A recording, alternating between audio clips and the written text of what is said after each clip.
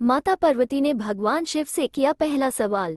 एक सबसे बड़ा पुण्य और सबसे बड़ा पाप। जब माता पार्वती ने भगवान शिव से सबसे बड़ा पुण्य और पाप के बारे में पूछा तो शिव ने संस्कृत के एक श्लोक के साथ उत्तर दिया, नास्ति सत्यत परो नानुरतात् पाटन परम।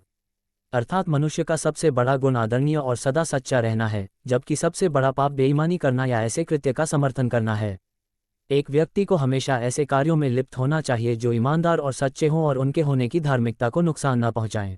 माता पार्वती ने भगवान शिव से किया दूसरा सवाल। 2. अपने प्रलोभनों को मत सुनो।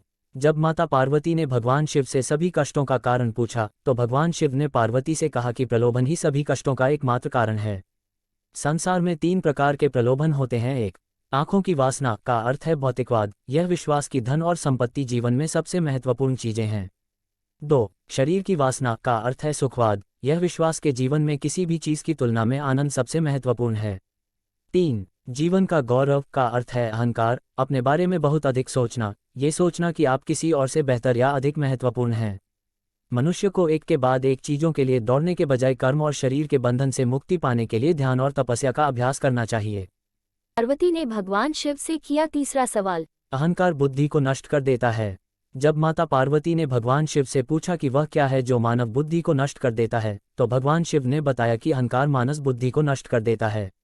बहुत अधिक अहंकार आपको जिद्दी बनाता है और जब आप जिद्दी होते हैं तो आप दूसरे लोगों की नहीं सुनते हैं या उनकी सलाह लें, वे लोग जो आपसे बेहतर जानते हैं और शायद अधिक अनुभवी हैं।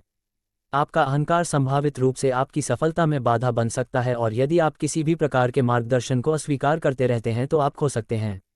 भगवान शिव हमें अहंकार के बिना जीवन जीने का उपदेश देते हैं, क्योंकि अहंकार कहीं नहीं जाता है लेकिन यह आपको स्वयं से दूर ले जाता है।